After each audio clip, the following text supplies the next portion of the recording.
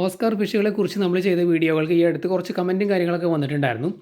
അപ്പോൾ അതിൽ പറഞ്ഞൊരു കാര്യം എന്താണെന്ന് വെച്ച് കഴിഞ്ഞാൽ, ഓസ്കാർ ഫിഷുകൾ നല്ല രീതിയിൽ ഇപ്പോൾ നോൺ വെജ് ആയിട്ടുള്ള ഐറ്റംസ് ചെമ്മീൻ, മണ്ണിരകൾ പോലുള്ള കാര്യങ്ങളൊക്കെ നന്നായിട്ട് കഴിക്കുന്നുണ്ട്. പക്ഷേ പെല്ലറ്റ് ഫുഡ് കുറച്ച് കഴിച്ചിട്ട് ബാക്കിയിട്ട് പോവുകയാണെന്നുള്ളത്. ഇതിനെക്കുറിച്ച് നമ്മൾ പണ്ട് ചെയ്ത വീഡിയോകളിൽ പറഞ്ഞിട്ടുണ്ട്. അതായത് ഈ ഓസ്കാർ ഫിഷ് പോലുള്ള മീനുകൾക്ക് നമ്മൾ നോൺ വെജ് ആയിട്ടുള്ള ഫുഡുകൾ സ്ഥിരമായിട്ട് കൊടുത്ത് ശീലിപ്പിച്ച് കഴിഞ്ഞാൽ പിന്നെ ഇവർ പെല്ലറ്റ് ഫുഡ് കഴിക്കില്ല. അതായത് ഇവർക്ക് പെല്ലറ്റ് ഫുഡ് കൊടുത്തു കഴിഞ്ഞാൽ ഇവർ കുറച്ച് കഴിച്ച് ബാക്കിയൊക്കെ അവിടെ വേസ്റ്റാക്കി ഇട്ടിട്ട് പോകും. ഇതിന് നമുക്ക് ചെയ്യാൻ പറ്റുന്ന ഒരു സംഭവം എന്താണെന്ന് വെച്ച് കഴിഞ്ഞാൽ, സ്ഥിരമായിട്ട് നമ്മൾ നോൺ വെജ് ഫുഡ് മാത്രം കൊടുക്കാതിരിക്കുക. പിന്നെ നമ്മൾ പെല്ലറ്റ് കൊടുക്കുമ്പോൾ പെല്ലറ്റ് കഴിക്കാനുള്ള സാധ്യത വളരെ കുറവാണ്. അതുകൊണ്ട് തന്നെ നമ്മൾ വാങ്ങിക്കൊണ്ട് വന്ന ആ ഒരു സമയം മുതൽ തന്നെ 2 ഫുഡും കൊടുത്ത് ശീലിപ്പിക്കാനായിട്ട് ശ്രമിക്കുക. അതായത് പെല്ലറ്റ് ഫുഡും കൊടുക്കുക, അതുപോലെ തന്നെ നോൺ വെജ് കൊടുക്കുക. അതിങ്ങനെ ഓരോ ദിവസം ഇടവിട്ട് അല്ലെങ്കിൽ മാറി മാറി കൊടുത്ത് ശീലിപ്പിക്കുക. പിന്നെ നമ്മൾ വാങ്ങുന്ന സൈസ് അതും വളരെ ഇമ്പോർട്ടൻ്റ് ആണ്. നമ്മൾ അക്വേറിയം ഷോപ്പിൽ നിന്ന് വാങ്ങുന്നത് വലിയ സൈസ് ആണെന്നുണ്ടെങ്കിൽ നമ്മൾ വീട്ടിൽ കൊണ്ടുവന്നു കഴിഞ്ഞാൽ അതെന്താണോ ശീലിച്ചിട്ടുള്ളത്, കഴിച്ച് ശീലിച്ചിട്ടുള്ളത്, അതാണത് കഴിക്കുക. അതായത് അക്വേറിയം ഷോപ്പിൽ അല്ലെങ്കിൽ അത് വളർന്നു വന്നത് എവിടെയാണോ അവിടെ എന്താണോ കൊടുത്ത് ശീലിപ്പിച്ചിട്ടുള്ളത്, അവിടെ ചിലപ്പോൾ അവർ സ്ഥിരമായിട്ട് കൊടുക്കുന്നത് ചെമ്മീനായിരിക്കും. പല സ്ഥലങ്ങളിലും ഈ ഓസ്കാർ ഫിഷുകൾക്ക് ഫീഡ് ചെയ്യുന്നത് നോൺ വെജാണ്, ചെമ്മീൻ പോലുള്ള സംഭവങ്ങൾ. എന്തുകൊണ്ടാണെന്ന് വെച്ച് കഴിഞ്ഞാൽ, ഇപ്പോൾ ഈ കാണുന്ന ഓസ്കാർ കണ്ടില്ലേ, ഇത് ഫയർ റെഡ് ഓസ്കാറാണ്, ആൽബിനോ ഫയർ റെഡ് ആണ്. ഇതിൻ്റെയൊക്കെ ഈ ഒരു റെഡ് കളർ കണ്ടില്ലേ, ഈ റെഡ് കളർ നല്ല ബ്രൈറ്റ് ആയിട്ട് നിൽക്കാൻ വേണ്ടിയിട്ട് പല ആൾക്കാരും റെക്കമെൻഡ് ചെയ്യുന്ന സംഭവമാണ് ഈ ഒരു ചെമ്മീൻ എന്ന് പറയുന്നത്. ഈ ആസ്റ്റക്സാന്തിൻ എന്ന് പറയുന്ന ഒരു സംഭവമുണ്ട്, അത് ചില ഫിഷുകളിലൊക്കെ നന്നായിട്ടുണ്ടായിരിക്കും. ചെമ്മീനിലൊക്കെ എനിക്ക് തോന്നുന്നു നല്ല രീതിയിൽ ഉണ്ടെന്നുള്ളത്. അതുകൊണ്ടാണ് ചെമ്മീൻ കൊടുക്കാനായിട്ട് പറയുന്നത്. കളർ നല്ല രീതിയിൽ കിട്ടണമെന്നുണ്ടെങ്കിൽ ചെമ്മീൻ കൊടുത്താൽ കിട്ടുമെന്ന് പറയും. അതിന് കാരണം ഈ ആസ്റ്റക്സാന്തിൻ എന്ന് പറയുന്ന സംഭവം അതിനകത്ത് കൂടുതലായിട്ട് അടങ്ങിയിട്ടുള്ളത് കൊണ്ടാണ്. അപ്പോൾ ഈ ഒരു കാരണം കൊണ്ടാണ് ചെമ്മീൻ കൊടുത്താൽ നല്ല രീതിയിൽ കളർ വയ്ക്കും എന്ന് പറയുന്നത്. അപ്പോൾ അതിൽ നിന്ന് നമ്മൾ മനസ്സിലാക്കേണ്ടതെന്ന് വെച്ച് കഴിഞ്ഞാൽ, പല സ്ഥലങ്ങളിലും ബ്രീഡിങ് നടക്കുന്ന സ്ഥലങ്ങളിലും ബ്രീഡേഴ്സ് ആണെങ്കിലും കൂടുതൽ സ്ഥലങ്ങളിൽ ഇതിന് ഫീഡ് ചെയ്യുന്നത് നോൺ വെജ് ഫുഡുകൾ തന്നെയാണ്, ചെമ്മീൻ പോലുള്ള സംഭവങ്ങൾ തന്നെയാണ്. അപ്പോൾ നമ്മൾ വലുതിനെയൊക്കെ വാങ്ങിക്കുകയാണെന്നുണ്ടെങ്കിൽ അത് കൂടുതലും കഴിച്ച് ശീലിച്ചിട്ടുള്ളത് ചെമ്മീൻ പോലുള്ള ഫുഡുകളായിരിക്കും. എന്നിട്ട് പിന്നെ നമ്മൾ വീട്ടിലേക്ക് വാങ്ങിക്കൊണ്ട് വന്നിട്ട് അവിടെ വെച്ച് പെല്ലറ്റ് ഫുഡ് ഫീഡ് ചെയ്താൽ അത് കഴിക്കാൻ സാധ്യത വളരെ കുറവാണ്. അപ്പോൾ ഇതാണ് പ്രധാന കാരണം എന്ന് പറയുന്നത് ഓസ്കാർ ഫിഷ് പെല്ലറ്റ് കഴിക്കാത്തതിന്. പക്ഷേ നമ്മൾ ചെറിയ സൈസിനെ വാങ്ങിയിട്ട് ആ ഒരു സമയം മുതൽ നമ്മൾ പെല്ലറ്റ് ഫുഡ് കൊടുത്ത് ശീലിപ്പിക്കുകയാണെന്നുണ്ടെങ്കിൽ തീർച്ചയായിട്ടും ഇവർ കഴിക്കും. ഞാൻ ഓസ്കാർ ഫിഷിനെ വളർത്തിയിട്ടുള്ളതാണ്, ടൈഗർ ഓസ്കാറിനെയാണ് വളർത്തിയിട്ടുള്ളത്.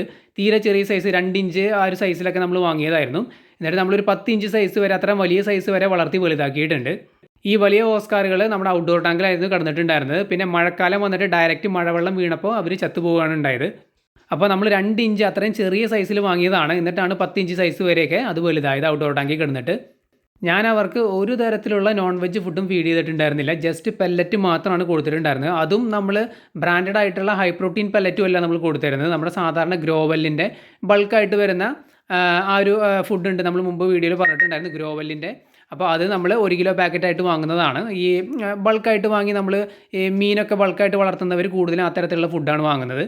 അപ്പോൾ ആ ഒരു ഗ്രോവെല്ലിൻ്റെ ടൈപ്പ് പെല്ലറ്റാണ് നമ്മൾ ഫീഡ് ചെയ്തിട്ടുണ്ടായിരുന്നത്. അതായത് നമ്മൾ ഭയങ്കര ഹൈ ക്വാളിറ്റി വില കൂടിയ ഫുഡല്ല എന്നാണ് പറഞ്ഞു വരുന്നത്. സാധാരണ പെല്ലറ്റാണ് കൊടുത്തിട്ടുണ്ടായിരുന്നത്. എന്നിട്ട് പോലും അവർ നല്ല രീതിയിൽ കഴിക്കുന്നുണ്ടായിരുന്നു. എന്നിട്ടാണ് ആ ഒരു ചെറിയ സൈസിൽ നിന്ന് ആ ഒരു വലിയ സൈസിലേക്ക് നമ്മൾ വളർത്തി വലുതാക്കിയത്. അതായത് പെല്ലറ്റ് മാത്രം കൊടുത്ത് നോൺ വെജ് ഒന്നും കൊടുക്കാതെ അവർ നല്ല രീതിയിൽ ഈ പെല്ലറ്റ് ഫുഡ് കഴിക്കുന്നുണ്ടായിരുന്നു. കാരണം എന്തുകൊണ്ടാണെന്ന് വെച്ച് കഴിഞ്ഞാൽ, ഈ പറഞ്ഞ കാരണമാണ്. അത് ചെറിയ സൈസിൽ നമ്മൾ വാങ്ങിയിട്ട് പെല്ലറ്റ് കൊടുത്താണ് നമ്മൾ ശീലിപ്പിച്ചത്. അത് മാത്രമാണ് ഫീഡ് ചെയ്തത്. അതുകൊണ്ട് അവർ അവസാനം ആ വലിയ സൈസിലായ ആ ഒരു ടൈം വരെ അവർ കഴിച്ചത് പെല്ലറ്റ് ഫുഡ് തന്നെയാണ്. അപ്പോൾ പെല്ലറ്റ് ഫുഡ് തീർച്ചയായിട്ടും അവർ കഴിക്കും. പക്ഷേ നമ്മൾ കൊടുത്ത് ശീലിപ്പിക്കണമെന്ന് മാത്രം. നോൺ വെജ് കൊടുത്ത് ശീലിപ്പിച്ച് കഴിഞ്ഞാൽ പിന്നെ അത് മാത്രമായിരിക്കും അവർ കഴിക്കുന്നത്.